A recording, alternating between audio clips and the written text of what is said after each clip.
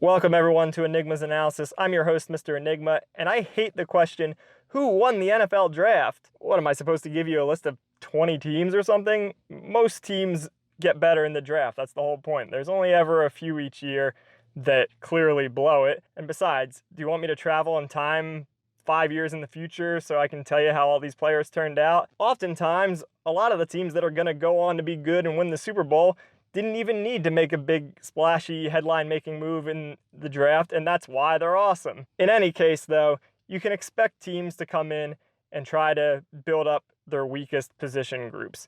When teams don't do that, you have to wonder, does the GM know something the rest of us don't? Is this team just trying to get the most talented player available regardless of position? Or was this just a bad choice? The following picks that I'm going to talk about, I'm not condemning as good or bad, simply confusing. These are 6 teams that made draft picks in 2021 that I found confusing. Just like with the real draft, we'll start with the Jacksonville Jaguars, who had a lot of needs to fill, but also had an objectively great draft. My only confusion with it was their second pick that they made in the first round. They got Trevor Lawrence, and you would have thought that with James Robinson at running back, that the last thing they'd go for would be another running back.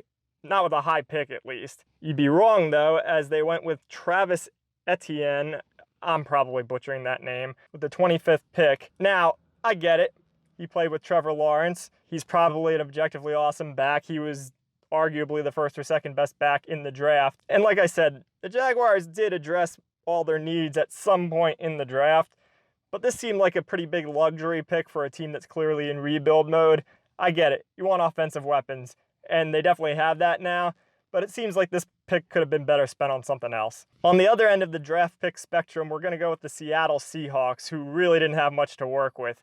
Their first choice was in the second round at number 56, when they went with West Michigan wide receiver Dwayne Eskridge. Don't get me wrong, you're not going to fix all your problems when you only have 3 picks in the draft, but offensive line has been desperate for help with the Seahawks for years. How many times does Russell Wilson need to get sacked before you're going to help this poor guy out by getting him some protection? Admittedly, in the 6th round, they got Stone Forsythe, who was listed as a 3rd or 4th round pick.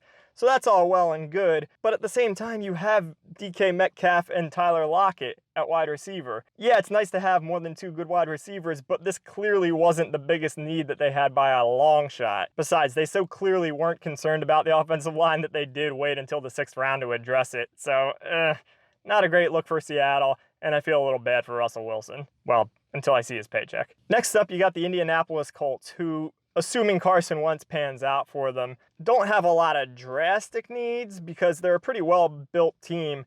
Their problem is more that they just lack a little bit of explosiveness. They're okay everywhere, but they could get a little better at a bunch of positions, namely at left tackle, cornerback, wide receiver, and they don't have much of a pass rush. So it made perfect sense when they used the 21st pick to get Michigan's Kwity Paye.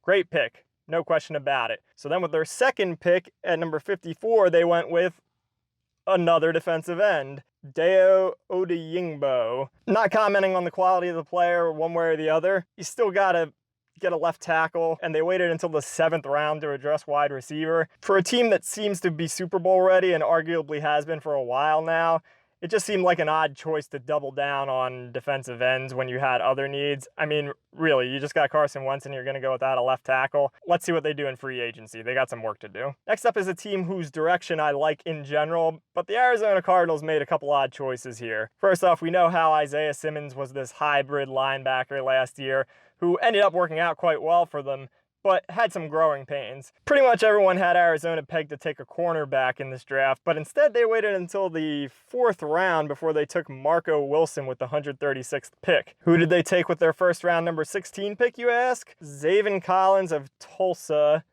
another hybrid linebacker. I understand that Jordan Hicks isn't going to last forever at the linebacker position, but it didn't seem that urgent to replace him. They also spent their 49th pick on wide receiver Rondale Moore, despite having DeAndre Hopkins, Christian Kirk, AJ Green. Clearly, Larry Fitzgerald is on the way out. Again, I'm not worried about the Cardinals. I think they're going to be a really good team this year, but this was still a confusing draft class for them. Speaking of teams with generally solid rosters, the Denver Broncos don't have a lot of glaring needs, assuming they figure out their quarterback position. Well, there must be a general belief that Teddy Bridgewater is good enough as long as the roster surrounding him is good enough, because the Denver Broncos controversially passed up on an opportunity to get a big-name quarterback. So with the number 9 overall pick of the draft, they took Patrick Surtain of Alabama, debatably the best cornerback in the draft. Again, quality player, no doubt, but the Denver Broncos already have Bryce Callahan, Ronald Darby, and also Kyle Fuller. They followed up that choice with their number 35 pick of North Carolina's running back Javonte Williams, despite the fact that they had Melvin Gordon. Not the worst thing in the world to try to upgrade from that,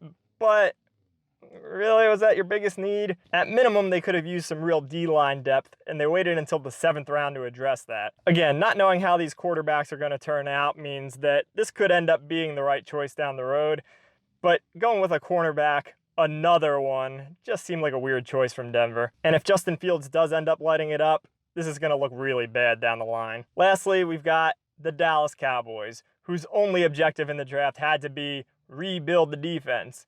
And I think they generally did that. Now, it was pretty obvious that Dallas had their sights set on the best cornerbacks in the draft. Unfortunately, Carolina and Denver took them before they could. They did use the 44th and 99th pick on corners, so that might be fine, although they didn't get any safeties, which might be a bit of an issue for them. All that being said, there wasn't much reason to expect Dallas to use their first pick on Micah Parsons from Penn State, far and away the best linebacker in the draft, and then to follow that up with using their 115th pick on LSU's Jabril Cox. How many linebackers does a team need? I mean, I get it, Leighton Vander Esch has health issues, they didn't pick up his 5th-year option, but you just paid Jalen Smith, you got Keanu Neal playing at linebacker. At a certain point, enough's enough. Focus on another position. Again, as good as Dallas's offense is, and the fact that they did address their defense heavily here, maybe this will end up looking great down the line. But right now, I'm just imagining 11 different linebackers running around on the field playing defense. Let's end on a positive note.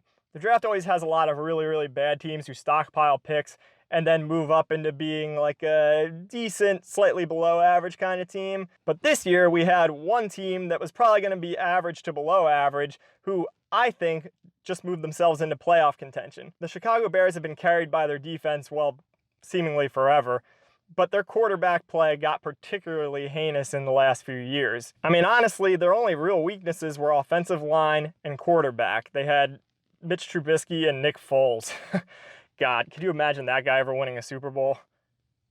Oh, wait. Yeah, they got Allen Robinson at wide receiver. David Montgomery's good at running back. Their defense is always good. But they were really going to go into this year with Andy Dalton. Don't get me wrong, he's not terrible, but behind a bad offensive line, where was he really going to take the team? Thankfully for them, though, they used their 39th pick to take Oklahoma State's Tevin Jenkins, who seemed like a steal at that pick. Oh yeah, I'm burying the lead here. They gave away an arm and a leg to the Giants so that they could move up to number 11 to grab Justin Fields. Even if this fails, and I don't think it will, you got to respect the fact that Chicago finally took a calculated risk, seemingly a good risk, to go get a quarterback who not only will be good, but will add a lot of excitement. Bears fans just had reason to go from being pessimistic about the upcoming season to really optimistic.